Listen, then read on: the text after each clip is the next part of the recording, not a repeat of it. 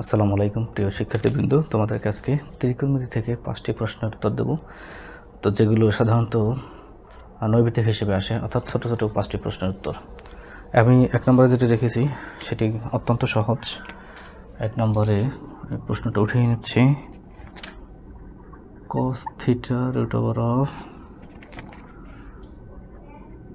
sec square theta -1 এর মান কত? এর মানটা বের করতে হবে।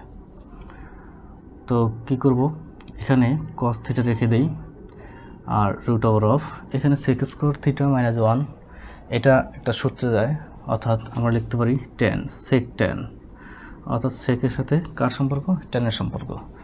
এখানে cos থিটা আর এখানে রুট স্কয়ার কেটে যায়, শুধু থাকে tan থিটা। পরবর্তী লাইনে cos থিটা আর এখানে tan থিটার পরিবর্তে লেখা যায় আবার sin theta by cos theta, অর্থাৎ cos cos কাটা যায়, থাকে শুধুই sin থিটা। এটাই হচ্ছে আনসার। 2 নম্বরে যেটা রেখেছি সেটি হচ্ছে, এখানে 2 নম্বরটা উঠে নিই। cosec theta plus cot theta সমান 3/2 হলে, তো এটা ছিল প্রশ্ন যদিও, আর এখানে এটা হচ্ছে হলে cot theta minus cosec theta is equal কত? এখানে এটা প্রশ্ন। এই রাশিটাকে মানে উভয় পাশের রাশিটাকে আমরা উল্টিয়ে নেই, নিচের 1 উপরে যাবে আর উপরের রাশি নিচে cosec theta plus cot theta, আর এখানে 2/3 হয়ে যাবে। তো এরপরে কি, এই যে রাশি রয়েছে এর অনুবন্ধী দ্বারা আমরা গুণ করে দেব। অনুবন্ধী আসলে কি, এই একই ধরনের রাশি হবে, জাস্ট এইখানে এই যে প্লাস আছে সেই প্লাসের জায়গায় মাইনাস নিতে হবে, এই প্লাসের জায়গায় মাইনাস নিতে হবে, অর্থাৎ cosec theta minus cot theta. ঠিক এটা দ্বারা যেমন হরকে গুণ করেছি, লবকেও গুণ করতে হবে, অর্থাৎ 1 into cosec theta minus cot theta, আর এর পাশে যা আছে তাই। খেয়াল করো, এখানে এটাকে যদি এ কল্পনা করি, এটাকে বি কল্পনা করি, তাহলে হয় কি এ প্লাস বি ইন্টু এখানে এ মাইনাস বি, অর্থাৎ সূত্র যায় সেটা কি, উৎপাদকের সূত্র এ স্কোয়ার মাইনাস বি স্কোয়ার, অর্থাৎ কোসেক স্কোয়ার থিটা আর মাইনাস কট স্কোয়ার থিটা। উপরে একটা কাজ করি, আমরা মাইনাস সাইন কমন নেই, তাহলে সেটা উল্টে যাবে, কটটা আগে আসবে আর কোসেকটা পরে যাবে, অর্থাৎ কট মাইনাস ছিল প্লাস হয়ে গেছে আগে লিখলাম, এবং কোসেকটা প্লাস ছিল এখানে মাইনাস হয়ে গেছে তাই পরে লিখলাম। এটা কেন করলাম? এটা অনেকের মনে প্রশ্ন থাকতে পারে, এখানে মাইনাস সাইন কমন নেওয়ার কারণ কি? দেখো, আমাদের প্রশ্নে যেটা চেয়েছে সেটা কিন্তু আগে কট পরে কোসেক, তাই কট আর কোসেক আগে এটাকে সাজানোর জন্য প্রশ্ন অনুসারে এটা আমরা মাইনাস সাইন কমন নিয়ে নিলাম, আর এ পাশে যা আছে তাই লিখে নেই 2/3। এখন খেয়াল করি সবাই, এই যে নিচের হরে যেটুকু রয়েছে cosec square theta minus cot square theta, এটার পরিবর্তে লেখা যায় 1, মানে এটা সূত্র।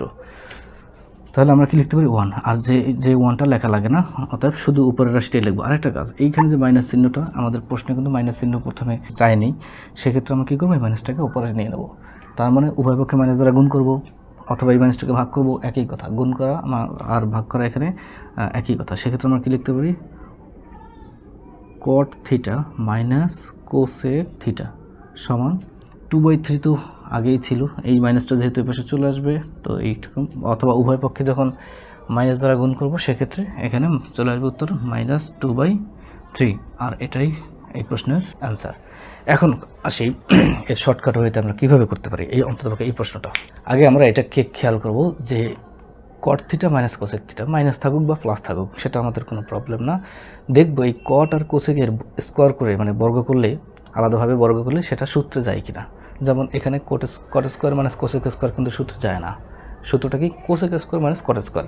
তাহলে যদি এরকম উল্টা থাকে, আমরা এভাবে উল্টাই চিন্তা করব, মাইনাস ওয়ান কমন নিয়ে এটাকে উল্টাই চিন্তা করব, মাইনাস ওয়ান থাকুক, তাহলে কোসেক থিটা মাইনাস কট থিটা, তার মানে এটুকু কিন্তু অনুবন্ধী দিয়ে গুণ করলে অর্থাৎ ওই সূত্র যাবে, তার মানে এটা কি প্লাস মাইনাস, এটা কি মাইনাস, আর ঠিক যে মানটা দেওয়া আছে সেটা কিন্তু আবার ঠিক মতোই আছে, সূত্রটা কিন্তু মতো cosec square theta minus cot square theta সমান 1, এই যে সূত্রটা।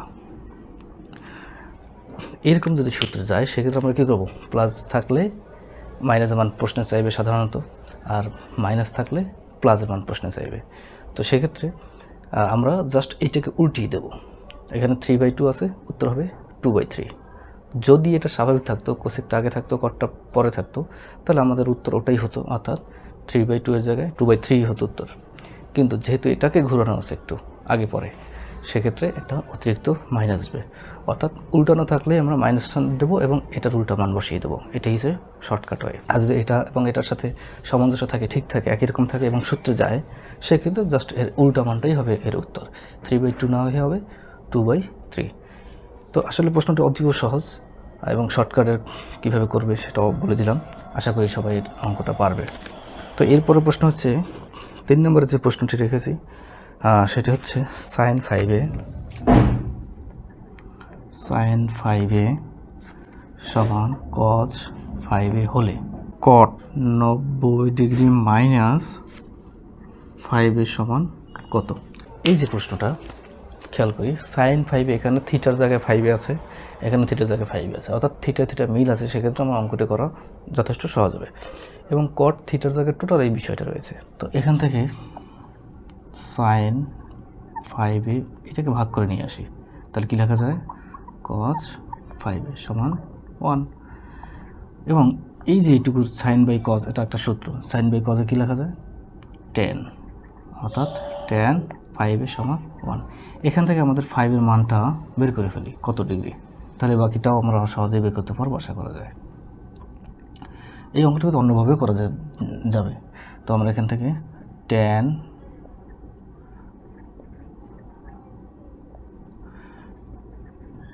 5a সমান 1 এর পরিবর্তে লেখা যায় tan 45 ডিগ্রি, 45 ডিগ্রি।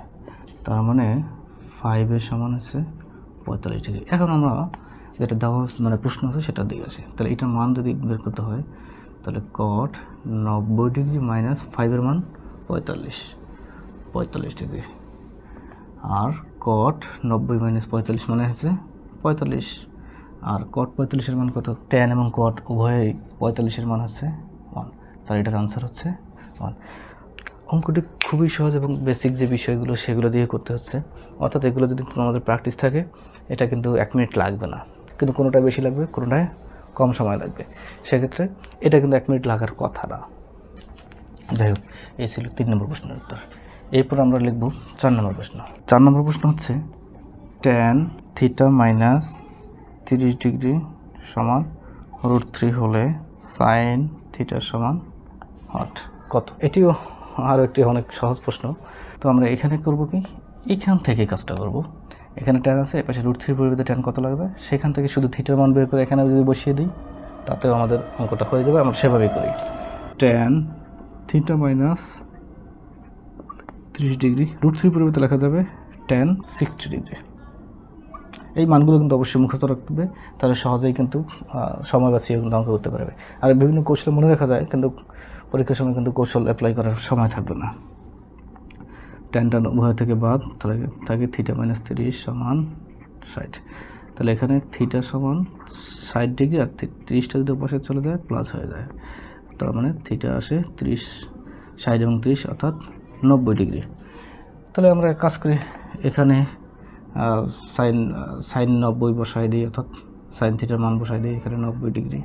তাহলে সাইন 90 ডিগ্রির মান কত আমরা জানি, সাইন 0 মান 0 আর সাইন 90 ডিগ্রি মান 1। তো এইভাবে করে আসলে খুব সহজেই প্রশ্নগুলো উত্তর করা যাবে, তবে খুব বেশি প্র্যাকটিস থাকতে হবে, তাহলে এই সময় বাঁচিয়ে দ্রুত অঙ্কগুলো করতে পারবে। আজকের 5 নম্বর প্রশ্ন, সেটা কি দেওয়া আছে, sine theta plus cos theta সমান a হলে সাইন 4 থিটা প্লাস cos 4 অর্থাৎ cos to the power 4 theta is equal what. আগে এখান থেকে কিছু অংশ করে এরপরে এখানে করব যাতে অঙ্কটা সহজ হয়। তাহলে যেটা দেওয়া আছে সেটা দিয়ে আমরা করি। আগে উভয় পক্ষকে বর্গ করে দিই। উভয় পক্ষে বর্গ করে দিলে কি আসে, sine theta plus cos theta সমান a এর হোল স্কোয়ার। দেখো এ প্লাস বি এর হোল স্কোয়ার সূত্র পরে এটাকে, তাহলে আমরা কী লিখবো এ square plus twice A B plus B square, কিন্তু এটাকে আমি একবারে সাজিয়ে লিখবো সাইন স্কোয়ার প্লাস, তো কজ স্কোয়ারটা পরে আসবে সেটাকে আমি আগে লিখলাম cos square, R plus twice A B সেটা আমি শেষে লিখলাম sine theta dot cos theta সমান এ square, A square plus twice A B plus B square, অর্থাৎ আমি একটু সাজিয়ে লিখলাম। কেন সাজিয়ে লিখলাম, এই যে বিষয়টা, এই যে এটার পরিবর্তে লেখা যাবে 1 প্লাস যা আছে তাই 2 সাইন থিটা আর কস থিটা সমান কি আছে এ স্কোয়ার, 1টাকে আমরা ওপাশে নিয়ে নিই, আর 2 sine theta dot cos theta সমান 2 সাইন থিটা কস থিটা এখানে লিখলাম, 1টাকে ওপাশে করে দিলাম, মাইনাস করে দিলাম। তো এখন এটা একটা লাইন ফাঁকা রেখে, যেহেতু আমাদের কাজের সুবিধার্থে এখানে প্রয়োজনে এক লাইন বা 2 লাইন করার লাগতে পারে, এখানে আমরা একটু কাজ করি। তাহলে সাইন স্কোয়ার থিটার হোল স্কোয়ার দেই প্লাস এখানে কজ স্কোয়ার থিটার হোল স্কোয়ার দেই, তাহলে কি আসে এ স্কোয়ার প্লাস বি স্কোয়ার, এ স্কোয়ার প্লাস বি স্কোয়ার সূত্র আপনারা জানি মানি না যেটা, অর্থাৎ এই যে এ প্লাস বি এর হোল স্কোয়ার হবে মাইনাস সূত্রে 2 আর হবে এ বি অর্থাৎ সাইন স্কোয়ার এবং কজ স্কোয়ার। খেয়াল করি এটুকুর পরিবর্তে আমরা অবশ্যই কিন্তু 1 স্কোয়ার লিখতে পারি, মানে 1 লিখতে পারি সূত্র হিসেবে, sine square plus cos square সমান 1, এবং এক্ষেত্রে কি মাইনাস এই যেটা রয়েছে এটা আমরা সেটা লিখিয়ে দিই, যেভাবে আছে ঠিক সেভাবেই লিখে দিলাম।